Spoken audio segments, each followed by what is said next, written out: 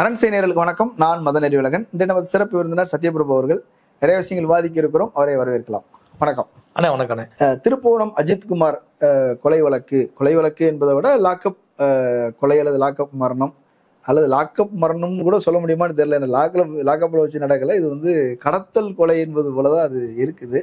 இந்த வழக்குல என்ன பிரச்சனைன்னு நினைக்கிறீங்க? இப்போ விசாரித்த முறை தவறு, அடக்குமுறை தவறு, கொலை செஞ்சது தவறு, எல்லாமே சட்டத்துக்கு புறமா நடந்திருக்குது. இதெல்லாம் ஒரு பக்கம் நிறைய பேசியாச்சு. நிறைய ஒரு 5-6 நாளா இது விவாதிக்கப்பட்டிருக்குது. மேற்கொண்டு இதுல வேற உங்களுடைய பார்வை என்ன? இதுல என்ன தவறு இருக்குன்னு நினைக்கிறீங்க? ஆனா எனக்கு அந்த பையன் நகையை திருடினதா சொன்னதே நான் ஒரு ஜோடிக்கப்பட்டதா பாக்குறேன். அந்த தம்பி இருக்காப்லன்னா இல்ல, அவன் மேலதான் கார் அடிச்சு போனா ஓட்டிட்டு வந்தான். இன்னைக்கு விளக்கம் கொடுத்துருக்காங்க அந்த அம்மா. அந்த பையன் அவங்க டீட்டெயிலா சொல்றாங்க, ஒரு கதையா சொல்றாங்க. எப்படி நகையை வீட்டுல இருக்கும்போது நாங்க எடுத்து வச்சோம், பேக்ல கார்ல பேக் சீட்ல வச்சிருந்தோம், காரை எடுத்துட்டு போனா 1/2 மணி நேரம் ஆச்சு, மறுபடி கார் எடுத்து வர்றதுக்கும் 1/2 மணி நேரம் ஆச்சு. ஸோ அதனால எனக்கு அவங்க மேலதான் டவுட்டு அப்படின்னு சொல்றாங்களே. அந்த பையனுக்கு தான் காரையும் ஓட்ட தெரியாதுன்னு. அடுத்தது நீங்க சொல்ற அந்த அம்மா இருக்க நிக்கிதா, அந்த அம்மாவுடைய பின்னணியை பார்த்தா அது டுபாக்கூருக்கெல்லாம் கேடுகட்ட டுபாக்கூரா இருக்கு. பேராசிரியர்ல சொல்றாங்க. வெள்ளையா இருக்கவன் பொய் சொல்ல மாட்டாங்கிற மாதிரி ப்ரொஃபஸரா இருந்தா தப்பு செய்யக்கூடாதான்னு அந்த அம்மாவால பாதிக்கப்பட்டவங்க கொடுத்த பேட்டிகள்லாம் நீங்க பார்த்துருப்பீங்க. இந்த அம்மாவுடைய அம்மா பேர் சிவகாமின்னு சொல்லி, அவங்க அப்பா பேர் ஜெயபெருமாள்னு சொல்லி, அவர் கலெக்டருக்கு பிஏவா இருந்திருப்பாரு போல. அந்த இன்ஃபுளுன்ஸ் வச்சு எனக்கு அவங்கள தெரியும் இவங்கள தெரியும் சொல்லி 2010 தெரியும் சொல்லியிருக்கிறாங்க. பிரச்சனை துணை முதல்வர், அப்போ துணை முதல்வர் வருதுன்னு. இப்ப ஒண்ணு இல்லைன்னா இப்ப நாளைக்கு வேற ஒருத்தர் ஆட்சிக்கு வந்தாருன்னா அன்னைக்கு தப்பு பண்றவன் எனக்கு அவரை தெரியும் சொல்றது ஒரு வாடிக்கையான ஒரு விஷயம். எல்லா ஃப்ராடுகளும் செய்யறதுதான். ஆமாண்ணா, ஒண்ணு இல்ல, நீங்க லோக்கல்லே போங்க, எனக்கு இது என்னது அந்த எம்எல்ஏ தெரியும், எஸ்பிஐ தெரியுமா, அங்க போய் விசாரிச்சு பார்த்தா அவங்களுக்கு இவனை யாருன்னே பெருசா தெரியாமலா இருந்திருக்கும். நான் இப்ப அதுக்குள்ளேயே போக வரல, இந்ததுக்கு வருவோமே. 2010 காலகட்டத்திலேயே ராஜாங்கம்னு ஒருத்தர் பால் வியாபாரி, அவர்கிட்ட இந்த நிக்கிதாவோட அம்மா இருக்காங்களே சிவகாமி, இந்த ஒருத்தங்க நடக்க முடியாம அந்த இதுல போனாங்களா வீல் சேர்ல, அந்த அம்மா போன் பண்ணி இந்த மாதிரி நான் உங்களுக்கு எல்லாம் பண்ணி தரேன், வேலை வாங்கி தரேன், நீங்க பாருங்கன்னு சொல்லி அவங்க பையனுக்காக வேலை வாங்கி தரேன்னு சொல்லி 8 லட்சமோ, அது அவருக்கு வேண்டப்பட்ட இன்னொருத்தர் பேர் வினோத்னு சொல்லி அவர்கிட்ட வேலை வாங்கி தரேன்னு சொல்லி 8 லட்சமோ, இந்த வினோத்துக்கும் இது இவருடைய பையனுக்கும் தெரிஞ்ச கணக்கு மட்டுமே அவங்க எவ்வளவு சொல்றாங்கன்னா, ராமநாதபுரத்துல ஒரு 50 லட்சமோ, புளியங்குளத்துல ஒரு 50 லட்சமோ வேலை வாங்கி தரேன்னு சொல்லிட்டு இந்த குடும்பமே வாங்கியிருக்கு, பணம் வாங்கியிருக்கு. வாங்கிட்டு கொடுக்கல, பணம் கொடுக்கல. இப்ப இந்த நிமிஷம் வரைக்கும் பணம் கொடுக்கல. உன்னால முடிஞ்சதை பார்த்துக்குன்னு சொல்லிட்டாங்க. ஏன்னா உங்களுக்கு சட்டத்துல இவங்க எந்த விதமான எவிடன்ஸும் இல்லாம பணம் வாங்கியிருப்பாங்கன்னு நினைக்கிறேன். அதனால இவங்க வாங்கிருக்காங்க. ஆமாண்ணே, அதுவும் கேஷ், சாதாரண கேஷ் இல்லைண்ணே. நீங்க 10 ரூபா நோட்டு 100 ரூபா நோட்டு எல்லாம் கொடுத்தா என்ன எங்களை அசிங்கப்படுத்துறீங்க? 10 ரூபா நோட்டா தரீங்க, 100 ரூபா நோட்டா தரீங்க, 500 ரூபா நோட்டா கொடுங்கன்னு. அதுல வேற மோசடி பண்றதுலயும் உங்களுக்கு ஒரு ஆமாண்ணே அதுலயும் லந்த பண்ணி அந்த மாதிரி பல்கா, அதாவது 10 ரூபாய் நோட்டா இல்லாம 100 ரூபாய் நோட்டா இல்லாம 500 ரூபா நோட்டா கட்டுக்கட்டா வாங்கியிருக்காங்க. அது மட்டும் இல்லாம அடுத்தது பாத்தீங்கன்னா இன்னொருத்தர் வீடு, இந்த அம்மாவுடைய வீட்டை விக்கிறேன்னு சொல்லி அட்வான்ஸா 30 லட்சம் வாங்கிட்டு உனக்கு வீடு இல்ல, பணம் இல்ல, முடிஞ்சதை பாடுறா. மனுஷ ஜென்மமானே எனக்கு தெரியல. எனக்கு என்ன ஆச்சரியமா இருக்குது அப்படின்னா, ஒரு தனியார் கல்லூரியுடைய தாளாளர் அப்படின்னா ஒரு தனியார் கல்லூரியை சொந்தமா வச்சிருக்கிற அளவுக்கு ஒருத்தர் வசதியா இருக்கிறாருனாலே ஒரு பெரிய கைதான். சில 100 கோடிகளுக்கு அதிபதியா இருக்கக்கூடிய நபர்கள் தான் அவங்க இருப்பாங்க. அவங்களே ஏமாத்துற அளவுக்கு துணிச்சல் எங்க இருந்து வருது? துணிச்சல்னா இவங்களுடைய குடும்பமே ஒரு விஷயத்த எப்படி பண்ணலாம். இப்ப அதுக்கு நான் ஒரு சின்ன உதாரணம் ஒண்ணு சொல்றேன். நமக்கு தெரிஞ்ச ஒருத்தர் இதே மாதிரியே ஜெயங்கொண்டம் பக்கத்துல வேலை வாங்கி தரேன்னு சொல்றத நம்பி நமக்கு வேண்டப்பட்டவரோட அண்ணன் பையனுக்காக 15 லட்சம் ரூபாய் பணம் கொடுத்துட்றாங்க. அந்த பணம் வரல. இவங்க என்ன பண்றாங்கன்னா, அந்த பணத்தை வாங்கலாம் அப்படின்னு சொல்லிட்டு ட்ரை பண்றாங்க, முடியல. கடைசியா அவனுடைய அட்ரஸ் ஃபுல்லா எடுத்துடுறாங்க. அவனுடைய மாமியார் ஊர்ல மாமியார் வீட்டுக்கு மட்டும் போறதா தகவல்.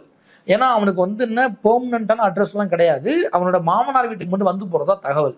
அப்ப அந்த ஊர்ல ஒரு ஆளை வச்சு அவன் எப்ப வரான் போறான்னு சொல்லுங்க அப்படின்னு சொல்லிட்டுன்னு ஒரு இது எடுத்து ஒரு தகவல் எடுக்கிறாங்க. இப்ப போறப்ப நான் அந்த இடத்துல இருக்கவும் நீனு வாப்பா போலான்னு சொல்லவும் நானும் என்ன விஷயம் தெரியாம இவங்க கூட கார்ல ஏறி போயிட்டேன். அங்க போயிட்டு நாங்க கார்ல உட்காந்துருக்கோம். இவரு கிட்ட வேலை செய்யற ஒருத்தர் போயிட்டு அவன் இருக்கானான்னு போயிட்டு கேட்டு வாப்பான்னு சொல்றாரு.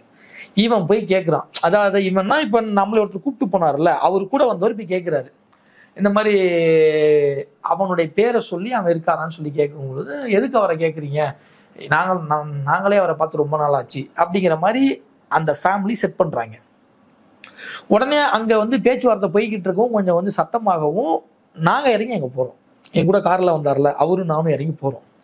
போனது, அம்மா இல்லம்மா கோச்சிக்காதீங்கம்மா, என் அண்ணன் குடும்பத்தோடைய வந்து நிலைமை இப்ப சுத்தமா சரியில்லை, 15 லட்சம் ரூபா சும்மா இல்லம்மா, உங்க வீட்டுக்காரரை நம்பிதாம்மா கொடுத்தோம், நீங்க பணம் கொடுத்தாதாம்மா நாங்க இங்கிருந்து போக முடியும், இல்லாட்டினா உங்க வீட்டுக்காரரை வர சொல்லுங்கம்மா, நீங்க வேணா வந்து எங்களை வச்சே கேளுங்கம்மான்னு இவர் சொல்றாரு. உடனே அவங்க 2 பேர் என்ன தெரியுமா செஞ்சாங்க, முடி அப்படி அவுத்தாங்க, முடி இருக்குல்ல முடி அப்படி அவுத்தாங்க, எங்களை என்ன வெட்டுவன் குத்துவாங்கிறீங்களா அப்படின்னு சம்மந்தம் இல்லாம கத்துனாங்க. நான் அப்பயே கெஸ் பண்ண இவங்க அடுத்தது 100க்கு ஃபோன் அடிக்க போறாங்கன்னு.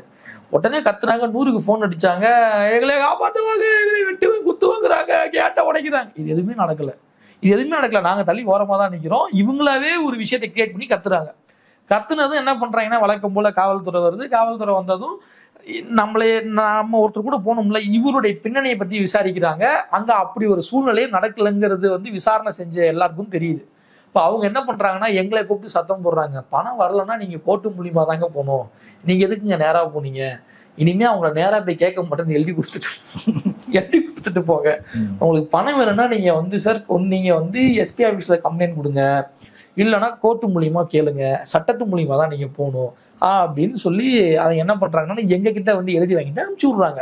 அப்பதான் அந்த ஊர்க்காரன் சொல்றான், இவங்களுக்கு வேலையே இதுதான், யாராவது கேட்க வந்தா 100க்கு போன் அடிச்சு விட்டுறது.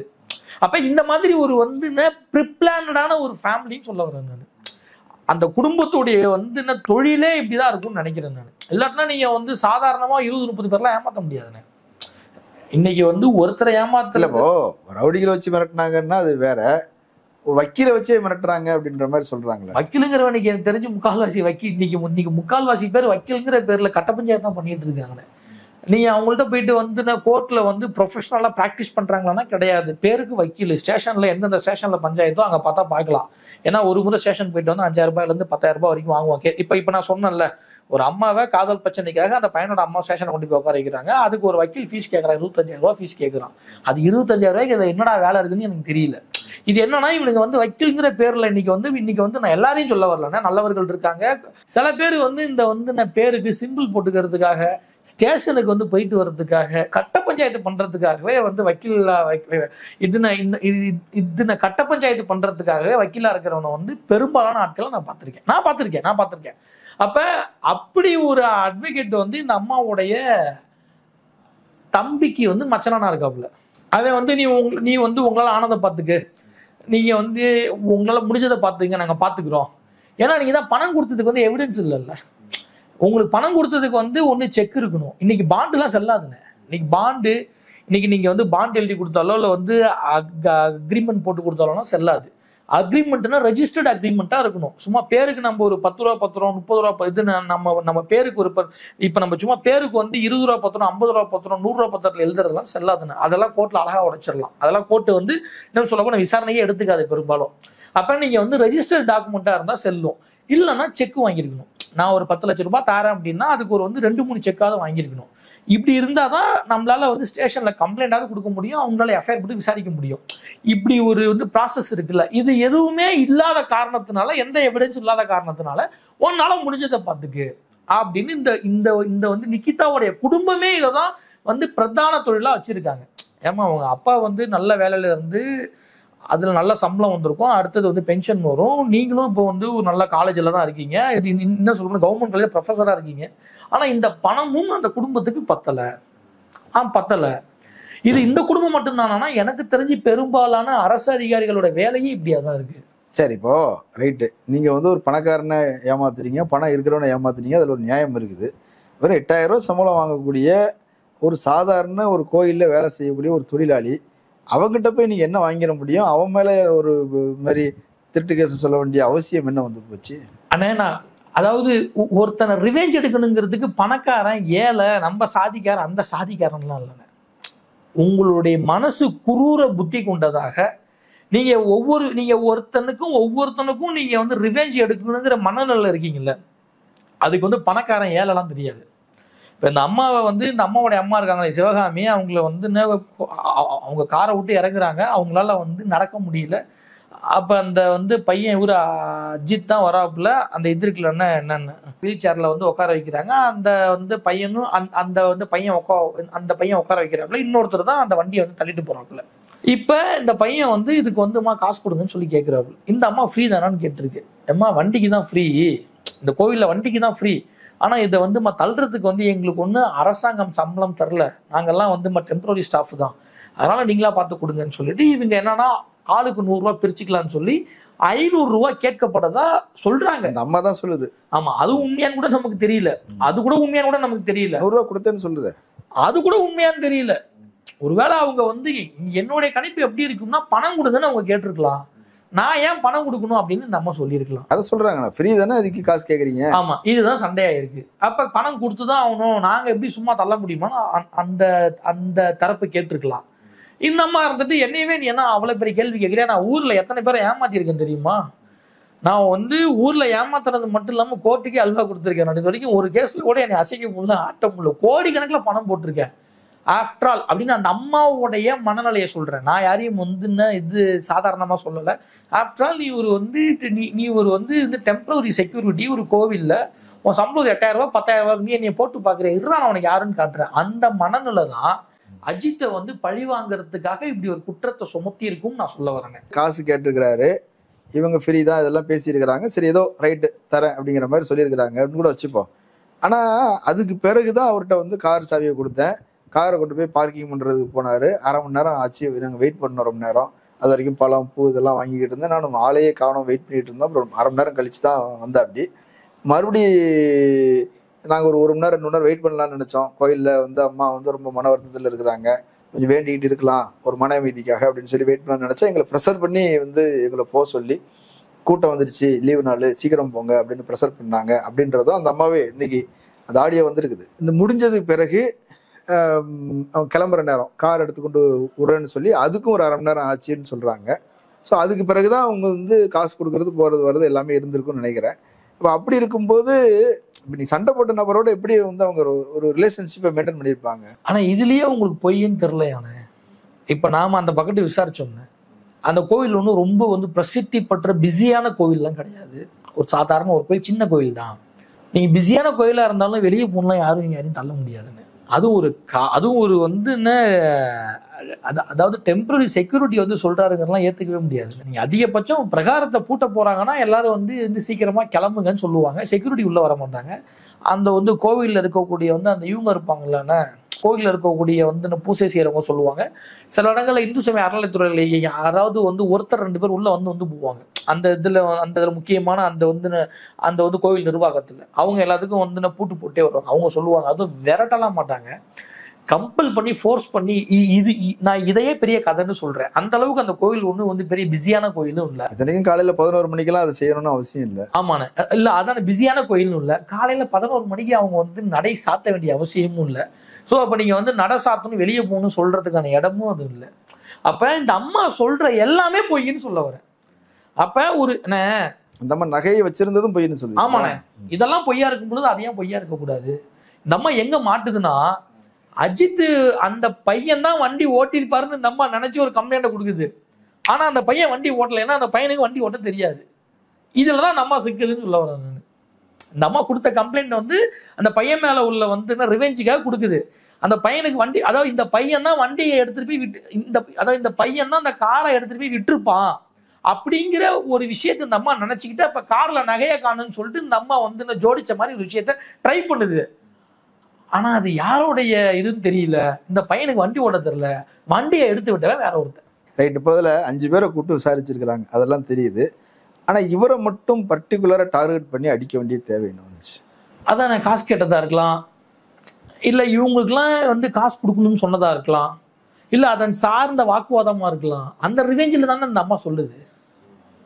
அந்த ரிவெஞ்சில் தானே இவன் தாங்க எடுத்திருப்பான்னு அந்த அம்மா பர்டிகுலரா இவரை சொல்லவும் தானே அடிக்கிறாங்க போலீஸ். சரி, இப்படிப்பட்ட ஒரு கிரிமினல் எப்படி போலீஸோட அசோசியேட்டா இருக்க முடியும்? இவங்களுக்காக எப்படி அன்அபிஷியலா வந்து விசாரணை நடக்குது, அடக்குமுறைகள் நடக்குது? ஆனா ஒரு சராசரி ஆட்களுக்காகலாம் ஸ்பெஷல் டீம் வர மாட்டாங்கண்ணே, கிரைம் டீம்லாம் அவ்வளவு சாதாரணமா வர மாட்டாங்கண்ணே. ஒரு வந்து சராசரி ஆட்களுக்காக இது இருக்க வாய்ப்பு இல்லைண்ணே.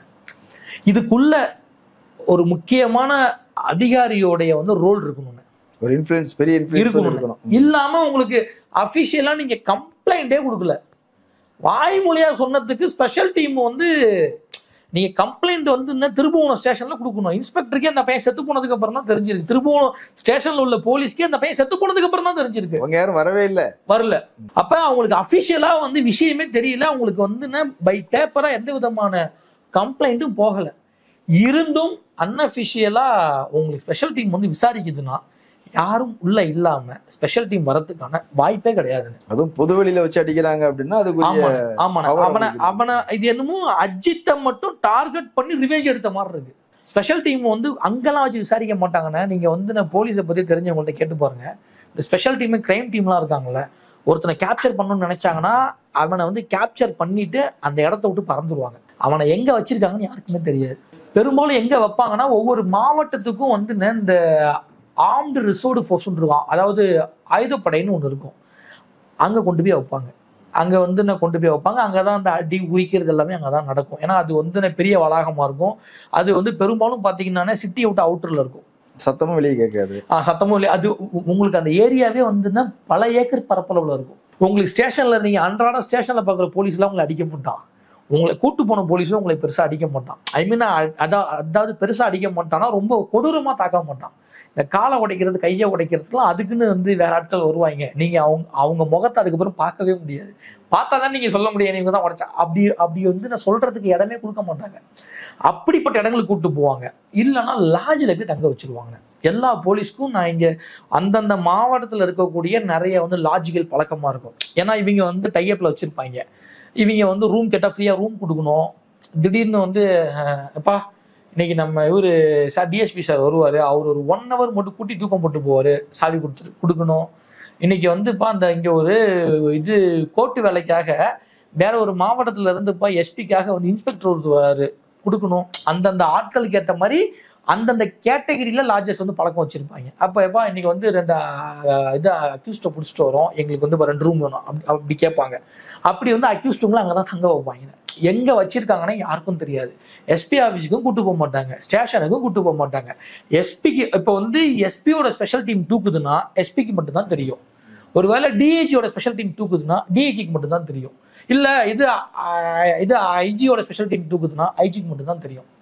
இதுல அவங்களுக்குள்ள போட்டி வரும். இங்க பாத்தீங்கன்னா இவரு இன்ஸ்பெக்டர் என்ன நினைப்பாரு, ஃபர்ஸ்ட் நாம பிடிச்சிருக்கணும்னு இவர் நினைப்பாரு. அதுக்குள்ள எஸ்பி என்ன பண்ணுவாருன்னா நீங்க ஃபர்ஸ்ட் பிடிங்க அப்படிங்கிற மாதிரி அவங்க நினைப்பாங்க. இவங்களுக்குள்ளாரையே ஒரு வந்து பெரிய வந்து போட்டி வரும், பொலிட்டிக்கலா இருக்கும். இப்படி இருக்கிற சூழல்ல கோவிலுக்கு பின்னாடியே கொண்டு போய் வச்சு அடிக்கிறாங்கிறது என்னமோ அஜித் ரிவெஞ்ச் எடுத்த மாதிரி தான் இருக்குங்க. சரி, இதுல எதிர்கட்சிகளுடைய அவங்களுடைய கோரிக்கைகள் இருக்குல்ல. இப்போ எச்ராஜா வந்து இந்து பையன்றதுனாலதான் நீங்க வந்து அடிச்சு கொண்டுட்டீங்க.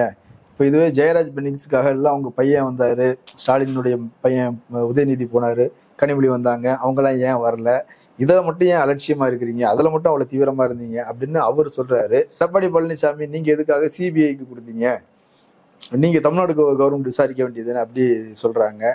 விஜய் வந்து பார்த்துட்டு போறாரு. இதெல்லாம் எப்படி பார்க்குறீங்க? ஹச்சிராஜாலாம் சோறு தான் திங்கிறானா நான் கேட்பேன்.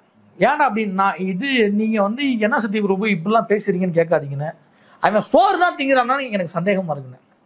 நான் என்ன கேட்கிறேன், ஜெயராஜ் பெனிக்ஸை விட்டுரு. தர்மபுரியில வந்து ஒரு பொண்ணை வந்து காதல் செஞ்சு கல்யாணம் செஞ்சதுக்காக ஒரு பையன் வந்து செத்து போனாரு, இளவரசன். யாரு? இந்து தானே. அடுத்தது இங்க நாமக்கல்ல செத்து போனாரு கோகுல்ராஜ். யாரு? இந்து தானே. அடுத்தது உடுமலைப்பேட்டையில செத்து போனாரு சங்கர். யாரு? இந்து தானே. இப்படி ஒவ்வொரு இடங்கள்லையும் வந்து நீங்க வந்து பர்டிகுலரா காதல்ல கல்யாணம் செஞ்சுட்டா நீ தலித்தா இருந்தா அவன் வந்து வெட்டி கொல்லப்படுறானே, அவெல்லாம் யாரு? இந்துக்கள் தானே. இன்னைக்கு எங்க ஊர் பக்கத்துல வேப்பந்தட்டான்னு ஒரு ஊர். அந்த ஊர்ல வந்து அங்க இருக்கக்கூடிய வந்து தலித் சமுதாயமும் பிசி சமுதாயமும் வந்து அதாவது சேர்ந்து வசிக்கக்கூடிய பகுதி. அங்க போடுற தேரை வந்து தலித் பகுதிக்கு விட முடியாது அப்படின்னு ஒரு பக்கத்து சண்டை. விட முடியாதுன்னு சண்டை. நீங்க பாருங்க, இவனுடைய உரிமையை கேட்கறதுக்கு இவன் கோர்ட்டுக்கு போறான். அப்புறம் கோர்ட்டு வந்து ஒரு வந்து டீமை போட்டு அது வரைக்கும் ஸ்டே ஆர்டர் கொடுத்து அந்த தேரை நிப்பாட்டுது. தேர் வரணுங்கிறதே எங்க பிரச்சனையா இருக்கு. சாமிக்கு வந்து சாமிக்கு வந்து தேங்காய் பழம் அர்ச்சனை தட்டு கொடுக்கணுங்கிறதே பிரச்சனையா இருக்கு. மேல் பாதியில ஒரு வந்து நான் தரப்ப போகக்கூடாதுன்னு இன்னொரு தரப்பு நிப்பாட்டுனுச்சு. நான் என்ன கேட்கறேன், எல்லாம் மனுஷன் தானே, சாமிங்கிறது பொதுவானது தானே. அப்ப நீனு இந்து நானும் இந்துன்னா என்னை வரக்கூடாது. சாமி இந்து சாமி தானே. அப்ப இவ்வளவு இடத்துல இந்துங்கிற பேர்ல இந்து மதத்துல இவ்வளவு பெரிய அடக்குமுறை நடக்குது. வெட்டி கொள்றான், சாமி பொது இல்லைங்கிறான், சாமியை தொட்டா தீட்டுங்கிறான். அதே மாதிரி ஒரு பெண்ணை விரும்பி நாம வந்து அந்த பொண்ணுக்கு மனசுக்கு பிடிச்சு அந்த பொண்ணுக்கு பிடிச்சு நாம விரும்பி கல்யாணம் செஞ்சா வெட்டி கொள்றான். இதுல பாதிக்கப்படுறது எல்லாமே இந்து தானே. அப்ப நீ எங்க போன அச்சிராஜா? நீ எங்க போன? பாதிக்கப்படுறவங்க இந்து தானே. நீ என்ன புடுங்கிட்டு இருந்தியா வீட்டுல? இல்ல நான் கேக்குற புடுங்கி நட்டுட்டு இருந்தியா வீட்டுல? நீங்க உண்மையாலுமே இந்த பாஜக, இந்து முன்னணி, சந்து முன்னணி, பொந்து முன்னணி, RSS, நீ பேசுற இந்துத்துவக்காரன் எவனாவது இந்த பிரச்சனையில ஒடுக்கப்பட்டவங்க கூட நின்றுருக்கானா? எங்க ஊர்ல பாடாலூர்ல ஒரு பிரச்சனை. பாடாலூர் பக்கத்துல ஒரு ஒரு சின்ன கிராமம். அங்க இதே மாதிரி பிரச்சனை. நான் அந்த பக்கம் இருக்கேன். நான் அந்த பாஜக, RSS, நாமெல்லாம் இந்துக்கள், நாம இந்து மதத்தை காப்பாற்றணும், நம்ம நாட்டை காப்பாற்றணும், இதுக்கு அச்சுறுத்தலா இருக்கக்கூடிய இஸ்லாமியரையும் கிறிஸ்தவர்களையும் நம்ம நாட்டை துரத்தணும் அப்படிங்கிற நோக்கத்துல இருந்த நானு அன்னைக்கு நான் பார்த்த விஷயத்த சொல்றேன். அங்க இதே மாதிரி பிரச்சனை வருது. பிசிக்கும் இங்க இருக்கக்கூடிய வந்து எஸ்சி மக்களுக்கும் பிரச்சனை வருது. இந்த வேற எதுவும் இல்ல, இந்த தேர் இப்படி போறது, இப்படி வந்து வாங்கன்னு கேக்குறாங்க. இதுல என்னடா நீங்க குறைஞ்சு போயிட்டீங்க?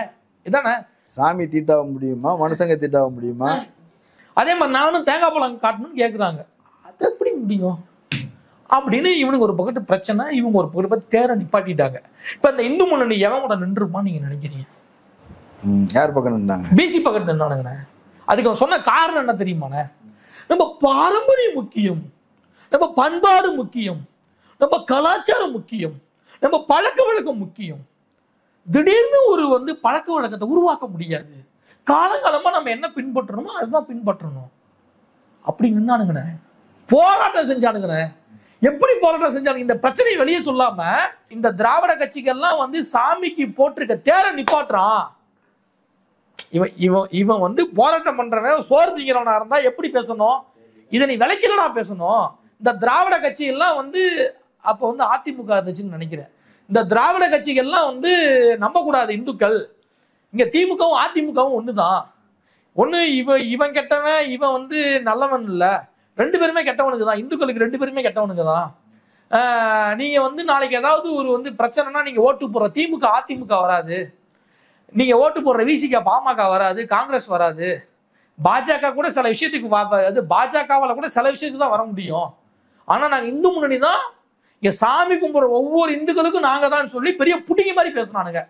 பேசிட்டு இவனுக்கு அவ்வளவு திராணி இருந்தா, உண்மை இருந்தா, அங்க வந்து தலித் மக்கள் வாழக்கூடிய பகுதிக்கு இந்த தேர் போகக்கூடாதுங்க, அங்க போயிட்டு அவங்க வந்து சாமி கும்பிடுறதுக்கு தீவிரதனை காட்டக்கூடாதுங்க, இப்படி காமிச்சா சாமி தீட்டாயிருங்க, இதுதாங்க எங்களுடைய இதுதான் நம்ம இந்துக்களுடைய பண்பாடு பாரம்பரிய பழக்கவழக்கம் சொல்லணும்ல.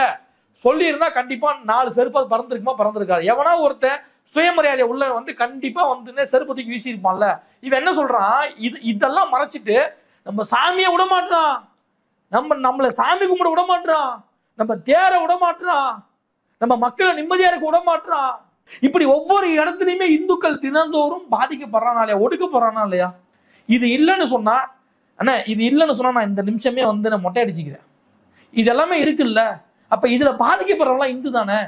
இவனுக்குலாம் நீங்க என்னடா புடுங்குனீங்கன்னு நான் கேக்குறேன். யாரு? அச்சிரதா. நீ என்ன புடுங்குன இதுல? சரி, ஓகே. ஏடிஎம்கே வந்து நிலைப்பாடு இல்லாத ஒரு கட்சியா இருக்குன்னு எடப்பாடி பழனிசாமிக்கே என்ன பேசணும்னு தெரியாம பேசுறாரு. ஃபர்ஸ்ட் சிஎம் ஏன் பேசலன்னு சொல்லி ஒரு போட்டு பேசினாரு. சிஎம் மன்னிப்பு கேட்டாரு அப்படின்னு அவரே போன் பண்ணி பேசிட்டாரு. அப்ப நம்மளும் போன் பண்ணி பேசுவோம். என்ன நீங்க அசால்ட்டா மன்னிப்பு எல்லாம் கேக்குறீங்க, அப்புறம் வேற என்ன கேட்க முடியும்? தெரியல.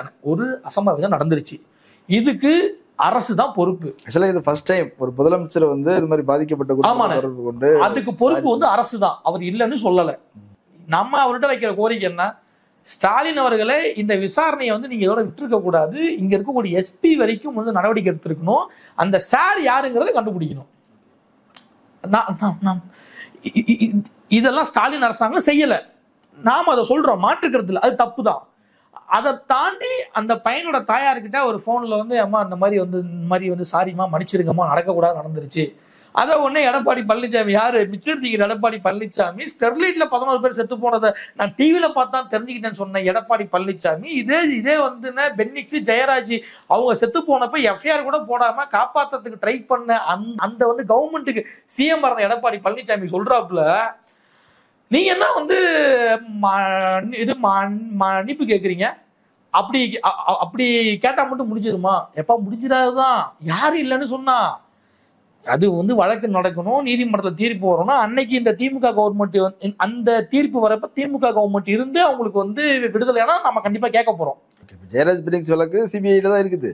அதுவும் ஜெயராஜ் பெனிக்ஸ் வழக்குக்கு வந்துன்னா அந்த காவல் அதிகாரிகளை வந்து கைது பண்றதுக்கு எத்தனை நாள் ஆச்சு, வழக்கு போறதுக்கு எத்தனை நாள் ஆச்சு, அதை அவங்க எப்படி வந்து திசை திருப்ப பார்த்தாங்க. ஆனா இங்க உங்களுக்கு இன்னைக்கு வந்து பிரச்சனை, நாளைக்கே வந்து வழக்கு பதியப்படுது. அந்த வந்து பையனுடைய வந்து தம்பிக்கு வந்து அரசு வேலையும் பட்டாமணியும் கொடுக்குறாங்க. அதுக்காக இந்த வேலையும் இந்த பட்டாமணியும் கொடுத்துட்டா அவருடைய வந்து உயிருக்கு ஈடாகுமானா ஈடாகாது. அதை நம்ம சப்போர்ட் பண்ணல, நம்ம அதுக்குள்ளேயும் போகல. அந்த பாதிக்கப்பட்டவங்கள்ட்ட சாரிமா மன்னிச்சிருமான்னு கேட்கிறாரு, சாரிமா மன்னிச்சிருமான்னு கேட்கிறாரு, அவ்வளவுதான். அதுக்காக இப்ப நம்ம இவரை தூக்கியும் பேசல.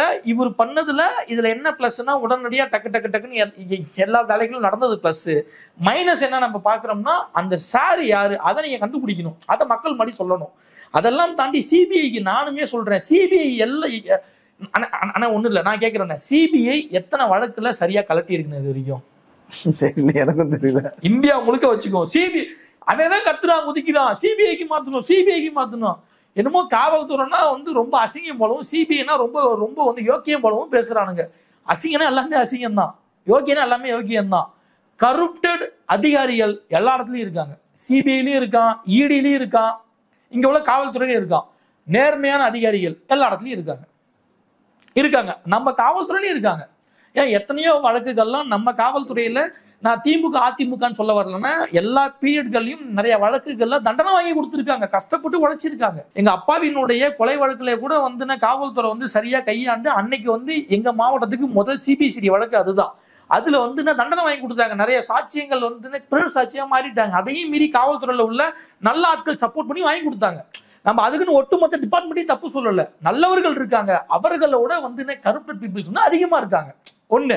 அடுத்த சிபிஐல இருக்கவன் எல்லாமே யோக்கியம் கிடையாது, அங்கேயும் பணம் வாங்குறவன் இருக்கான், அங்கேயும் அன்னைக்கு ஆட்சியில் இருக்கக்கூடிய ஒன்றிய அரசாங்கத்துக்கு சார்பா இருக்கிறவன் இருக்கான், அன்னைக்கும் அவர்கள் சார்ந்த லாபி பண்ற ஆட்களும் அங்க இருக்கான்.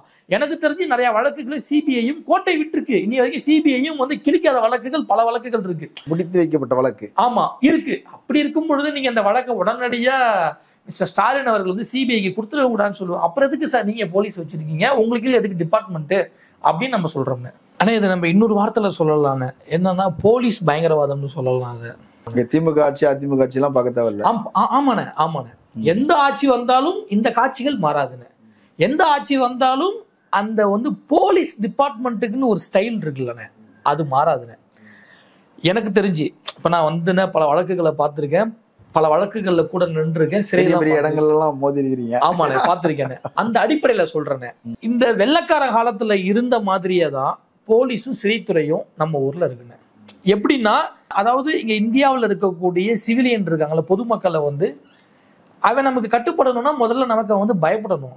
அன்னைக்கு வந்து நம்மளுடைய வந்து நாட்டினுடைய சுதந்திரத்துக்காக வந்து போராடினாங்கல்ல, அப்போ ஒரு இது இருக்கு, அப்போ ஒரு போக்கு இருக்கும்ல, இவெல்லாம் இந்தியாப்பா, இவெல்லாம் இந்தியன்பா, இவெல்லாம் இப்படிப்பா, நம்மள அடிமை, நம்மளை பார்த்து பயந்து இருக்கணும், சுதந்திரம் வந்து கேட்டு போராடி இருக்கக்கூடாது, அந்த மனப்பான்மை இன்னைக்கும் இருக்குண்ணே போலீஸ்ல இருக்கு. போலீஸ்ல இருக்கு. நீங்க என்ன சொல்ல போனா ஜெயில வந்து அப்பட்டமா இருக்கும் அது. இன்னைக்கு நீங்க வந்து ஜெயில உங்களை சக மனுஷனாலாம் ட்ரீட் பண்ண மாட்டாங்க. ஏதோ இப்ப நம்ம வந்து பொலிட்டிக்கல் இன்ஃபுளுன்ஸா போயிட்டா பிரச்சனை இல்லைண்ணே. ஜெயில இருக்கிற பாதி பேர் வந்து தப்பு செய்யாதவன். இது வந்து ஜெயிலுக்கு முன்ன பின்ன போயிட்டு வந்திருக்கவனுக்கு தெரியும். போலீஸ் நான் சொல்றது உண்மையா பொய்யாங்கிறது போலீஸ்க்கு தெரியும். ஜெயில உள்ள பாதி பேர் தப்பு செய்யாதவன் தான். அங்க என்னன்னு வேடிக்கை பார்த்தவன், அந்த நேரத்துல போன் பண்ணவன், அவன் கூட தெரியாம போனவன், எவனோ ஒருத்தனை பிடிக்க போய் எவனோ ஒருத்தன் உள்ள வந்து உட்காந்துருப்பான். அதே மாதிரி நீங்க பாத்துருப்பீங்கன்னா ஜெயில வந்து அட்டண்டன்ஸ்னு ஒண்ணு எடுப்பாங்க. அது நீங்க வந்து நின்றுலாம் அது உங்களை ரெஸ்பான்ஸ் எல்லாம் நடத்த மாட்டாங்க. நீங்க யாரா இருந்தாலும் சரி ஒரு மாதிரி வந்து குரங்கு மாதிரி தான் உட்காந்துட்டு இருக்கணும். இதெல்லாம் வந்து வெள்ளைக்காரன் காலத்துல உள்ள ஸ்டைல். இதெல்லாம் அங்க இங்க அங்க அங்க அங்க இருக்கக்கூடிய ஃபார்மெட்லாம் அப்படிதான் இருக்குங்க. அப்புறம் இந்த ரெகுலரா வந்து ஜெயிலுக்கு போவான்ல, அவனுக்கு கிட்ட போலீஸ் நல்லா பேசுவாங்க. அவன் வந்து போறேன், எங்கடா என்னடா நாளாங்கடா சாப்பிட்டியாடா, சரா பாத்துக்கடா போன வாரம் தான் போன அதுக்குள்ள வந்துட்டு அப்படி ஒரு போக்குல இருப்பாங்க, இப்படி இருப்பாங்க. இப்ப நீங்க ஸ்டேஷனுக்கு வந்தீங்கன்னு வச்சுக்கோங்களேன், ஒருத்தன் தப்பான தொழிலே செஞ்சாலும் அவன் ஒரு வெள்ளை சட்டை வெள்ளை வெஸ்டி எல்லாமே வந்து, அதாவது அவனுக்கு ஒரு நல்ல இன்ஃப்ளூயன்ஸ் நல்ல பணம் இருந்துச்சுன்னா அவனுக்கு அவ்வளோ ரெஸ்பான்ஸ் உள்ள கிடைக்கும். இதே ஒரு சாமானியம் உள்ள போறான் அப்படின்னா, இவன் பக்கம் நியாயமே இருந்து இவன் கம்ப்ளைண்டே கொடுக்க போனாலும் நான் வெளியே போய் உட்கார் போ, அந்த பேச்சு தோரணையும் அப்படிதான் இருக்கும். இது வந்து சாமானியனை வந்து ட்ரீட் பண்றதுன்னு. உனக்குலாம் அறிவு இல்லை, உன் அப்பா அம்மாலாம் சோறு போட்டு தானே வளர்த்தாங்க. நீ மாட்டு இவன் கூட வந்துட்ட, இவன் என்ன சாதின்னு தெரியுமா? நாளைக்கு உங்க அப்பா அம்மா ஏதாவது பண்ணிட்டா நாளைக்கு என்ன எங்க தலை போட்டு உருளுமா? அப்படி பண்ணாம பாத்துக்கிறது தானே உங்க வேலை, சம்பளம் வாங்குறது. அப்புறம் இந்த பையனோட அப்பா அம்மா ரொம்ப வந்து ஏழையா, கூலி தொழிலாளியா, இல்ல அவங்க ஒரு ஒடுக்கப்பட்ட சமூகமா இருந்துட்டாங்கன்னா, இவங்க வந்து அந்த அப்பா அம்மாவை கூப்பிட்டு உன் பையன் திமிர் எடுத்து கூப்பிட்டு வருவான், நீ சேர்த்துக்குவியா, அதை பண்ணிருவியா, இதை பண்ணிருவியா, உனக்குலாம் அறிவு இல்லையா, சோறு தானே திங்கிற, இவ்வளவு பேச்சு பேசுவாங்க. அந்த பொண்ணை கூப்பிட்டு உனக்கு என்ன அதுக்குள்ளேயே ஒரு வந்து ஜோடி கேக்குதா, நீ மாட்டுக்கு வந்துட்ட பெரிய, நீ என்ன வந்து பெரிய கைக்காரியா இருப்ப போல, இப்படிலாம் பேசுவாங்க. போலீஸ்ல இத்தனைக்கும் அங்க இருக்கக்கூடிய பெண்கள் தான் இவ்வளவு பேச்சையும் பேசுறது வந்து மகளிர் காவல் நிலையத்தில் உள்ள பெண்கள் தான் அவ்வளவு பேச்சு பேசுவாங்க. சட்டம் என்ன சொல்லுதோ அதை ஃபாலோ பண்றதே இல்லை. இப்படி அவங்கள பேசி மன உளைச்சலுக்கு ஆளாக்கி, இதுவே என்னை கேட்டா வந்து பெரிய அஃபென்ஸ் தானே. இப்ப நான் ஒரு முறை போயிருந்தேன், இப்ப லாஸ்டா ஒரு இதுக்கு போயிருந்தேன். அந்த அம்மா இன்ஸ்பெக்டர் அம்மா என்கிட்ட என்ன சொல்லுது, நீங்க தான் ஏன் சார் வரீங்க, நீங்களாம் வராதீங்க சார், சட்டம் என்ன செய்தோ நாங்க செய்வோம் சார். அடுத்த வார்த்தை நானு, மேடம் நீங்க சட்டம் என்ன செய்யுதோ அதை மட்டும் நீங்க செய்யற மாதிரியா இருந்தா நாங்க ஏன் வரப்போறோம், நீங்க வந்ததுமே கேக்குறீங்க மேடம் இந்த பையன் என்ன சமூகம்னு கேக்குறீங்க, அந்த பொண்ணு என்ன சமூகம்னு கேக்குறீங்க, அந்த பொண்ணு சமூகத்தை சொல்லி அவங்க ரொம்ப ஃபோர்ஸா இருப்பாங்களே, இதெல்லாம் உங்களுக்கு தேவையாப்பான்னு நீங்க கேக்குறீங்க. ஏங்க காதல்னா ஐயோ இந்த பொண்ணு இந்த ஜாதி, அந்த வந்து ஜாதியை சேர்ந்தவங்க ரொம்ப ஃபோர்ஸா இருப்பாங்க அப்படின்னு பார்த்தா நம்ம காதல் பண்ண முடியும் அப்படின்னு அந்த அம்மாட்ட கேட்கும். எனக்கு அந்த அம்மாவுக்கு வந்து பெரிய வாக்குவாதம் ஆகி அதுக்கப்புறம் நான் வந்துட்டேன்னு வச்சுக்கோங்களேன், இப்படி நடக்கும். ஓகே, நிறைய கருத்துக்களை சொல்லியிருக்கிறீங்க, மக்கள் அதை பரிசீலிக்கட்டும். கலந்து கொண்டு கருத்துக்களை பகிர்ந்தமைக்கு நன்றி. ரொம்ப நன்றிங்க. நேரில் மற்றொரு விருந்தினருமே சந்திக்கலாம். நன்றி. அரண்சை நண்பர்களுக்கு வணக்கம். அரண்சை ஊடகம் சுயேட்சையாக இயங்குவதற்காகவே உருவாக்கப்பட்டது. நாம் செய்கிற வேலை உண்மையிலேயே மக்களுக்காக செய்கிறோம் என்பதை நீங்கள் நம்பினால், வாய்ப்பு இருந்தால் இந்த ரேசர் பே கியூஆர் கோடுக்குள்ளே நீங்கள் வந்து அதை ஸ்கேன் பண்ணி எங்களுக்கு உங்களால் இயன்றதை விருப்பம் இருந்தால் ஆதரவு தெரிவிக்கலாம்.